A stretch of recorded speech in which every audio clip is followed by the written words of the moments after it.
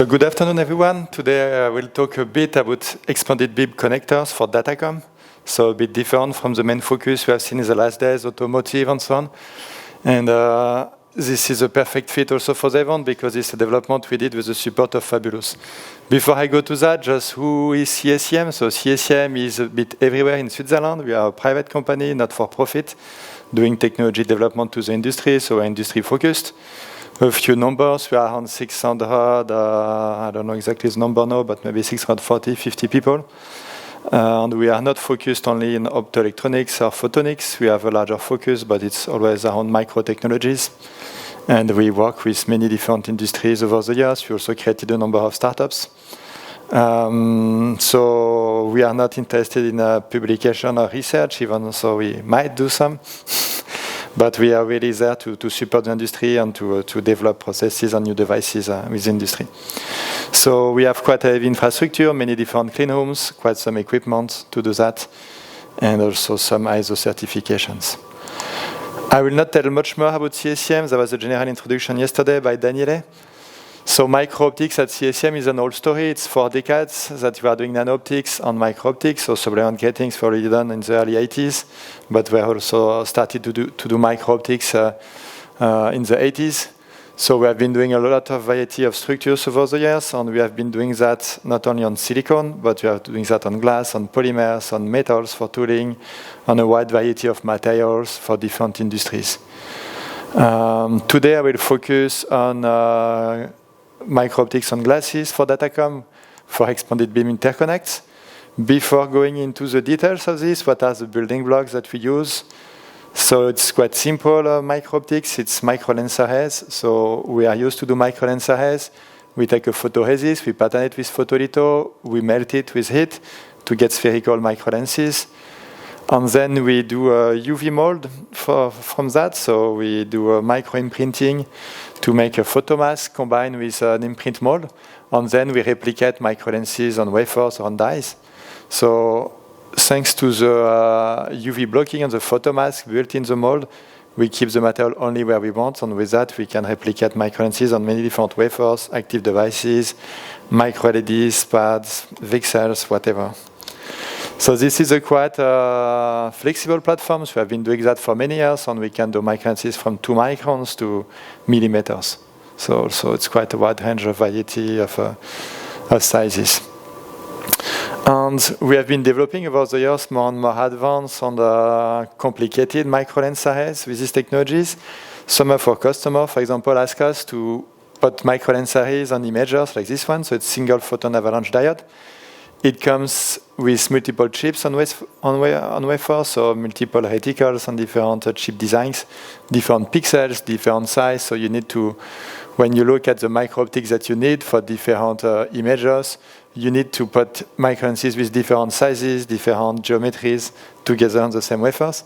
So this is something that we have been doing to also combine quite complex micro-lens arrays together. So here you see metrology data of different micro-lens arrays, very different pitches and size, and they are perfectly aligned to each other because it's photomask-related technology.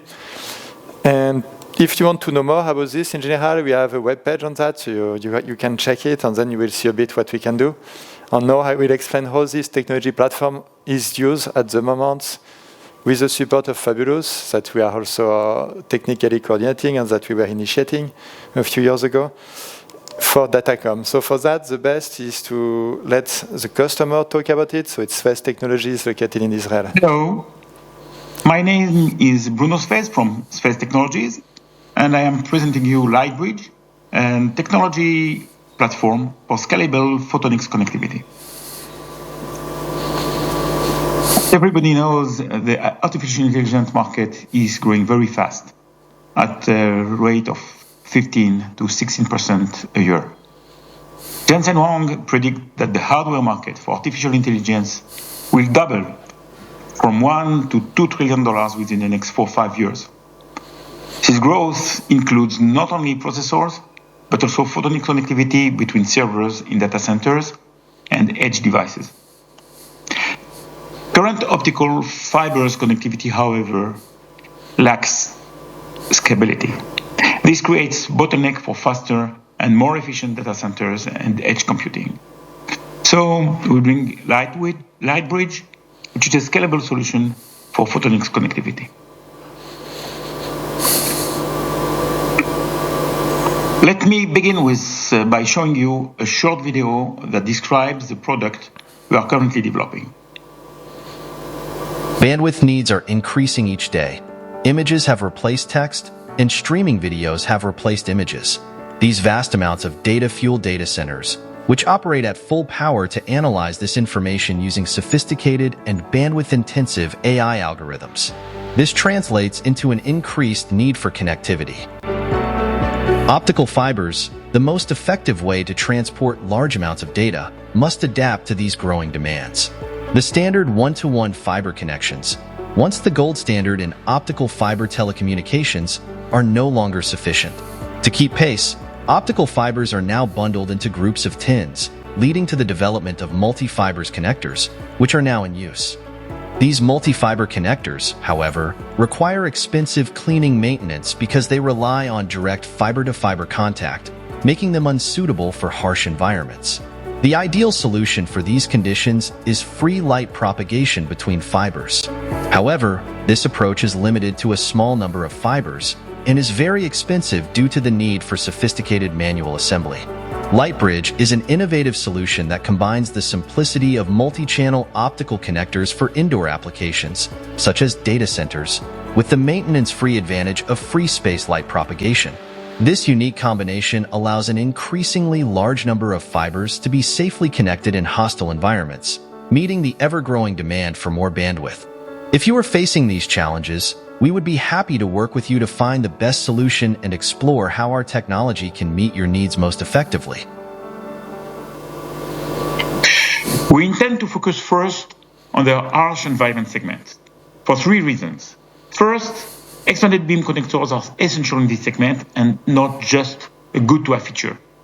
Second, this segment uses mainly multi-mode fibers, so the connectors are much simpler to develop. Third, the segment is fragmented. It's easier to penetrate the market, to propose adapted solutions, and to add value to the customers. In short, shorter time to market. LightBridge is a scalable, compact, and cost-effective innovation.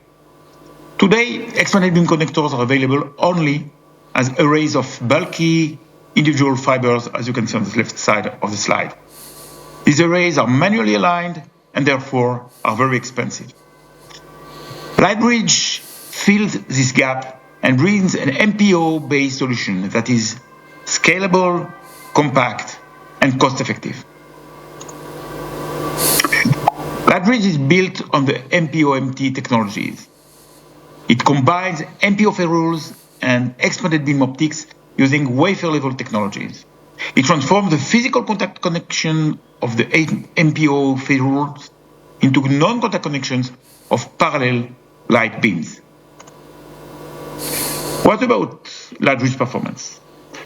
Existing expanded beam connectors typically exhibit lower performance levels compared to physical contact connectors. However, LightBridge outperforms the current expanded beam solutions because of the precision of the wafer-level processes and because of the amazing characteristics of the MPO-MT ferrule system. In the table below that was compiled by Amphenol a few years ago, there is a comparison of the physical contact and expanded beam KPIs. So you can see that, for example, concerning the insertion and return loss, expanded beam is worse than physical contact. However, LightBridge solves this problem by replacing the manual assembly and the manual alignments by precision wafer-level processes.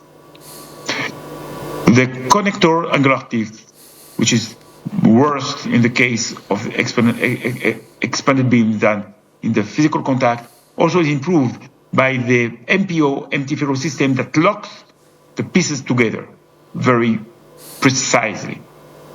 The water and dust exposure is improved because the component is entirely sealed.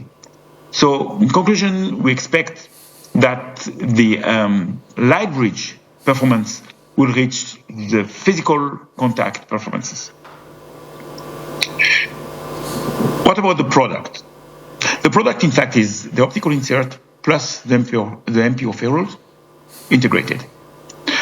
On the left side, you can see the library product line that will consist of 1 to 4 rows of 12 fibers, 1 or 2 rows of 16 fibers, multi-mode, single mode, and the list will continue according to the need of the market.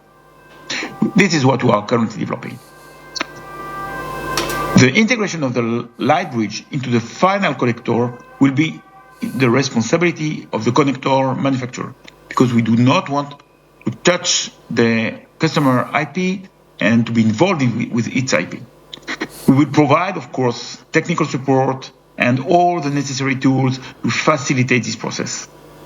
We will also provide custom connectorized libraries for specific applications and specific needs. The development of this project has been performed at CSEM and at VDT within the European project Fabulous. This project is expected to be completed by the end of the month, and test and integration will start in 2025. I should mention that the fact that the project has been developed within the pilot production lines is very, very critical and very important, because CSEM and VDT can transition very smoothly from the R&D to the manufacturing of 50 to 100 wafers per year, which corresponds to 100,000 to 200,000 light bridge components. And this is very important from a technical and commercial point of view. In conclusion, light bridge is a disruptive optical interconnect technology that brings superior performance at mass production cost. We are operating in a $1-2 billion market with a growth of 12% to 15% annually. This market is composed of 2 uncorrelated market segments with totally different characteristics. One is the harsh environment market, which we expect will bring early revenues.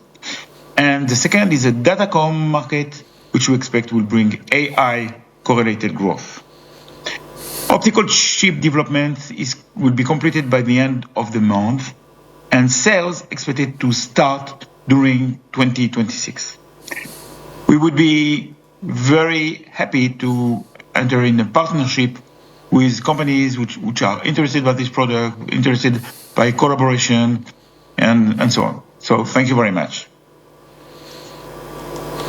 So I will give a little bit more details about the technologies and how we do it, but I cannot also show too much. In practice, how these wafer processes look like. So you have wafers with a lot of these micro-lenses. Here you might see the small rectangles. Each rectangle is several micro lenses for several fibers, for different also fiber diameter and fiber types. So on one wafers, we can put thousands of them. We can also make variations. We can also do a parallel testing of various configurations, which make it very efficient. And of course, as a wafer process, we produce directly batches of wafers, so we can also quite quickly and quite efficiently make a yield analysis and do already enough chips to have statistics and see what is working better or worse. On top of that, one of the recent developments we have been doing is building anti-reflective nanostructures directly on these microlenses. Here you see the edges between 2 microlenses, and you might see some small nanostructures there. We are doing that to also reduce optical losses. So we can, of course, put anti-reflective coatings, but we are also looking at anti-reflective nanostructures directly built in. So there is still some process steps to be done and to optimize, so this is being done right now. With that, I would like to give a summary on an outlook. So as I mentioned at the beginning, CSEM is active in micro-optics for decades. We have been also active in photonics and creating many startups and doing a lot of different activities over the years. In micro-optics, one of the spin-off of CSEM, Heptagon, which became AMS, and then AMS Osram, Passive Photonics, which was bought this year by Focusrite, have been really active in consumer electronics with a lot of success on many smartphones. Similar market success have been reached in secure documents, banknotes, passports, ID cards, and so on. Now, if you have a banknote without nano optics on it, you will think it's a fake. You will not even consider it's a real one. Micro-optics is at the deployment stage in automotive. You see more and more use cases, and So there's a lot of expectation it will keep going, but if you look at the bigger pictures, except this industry, there's still a lot to be done.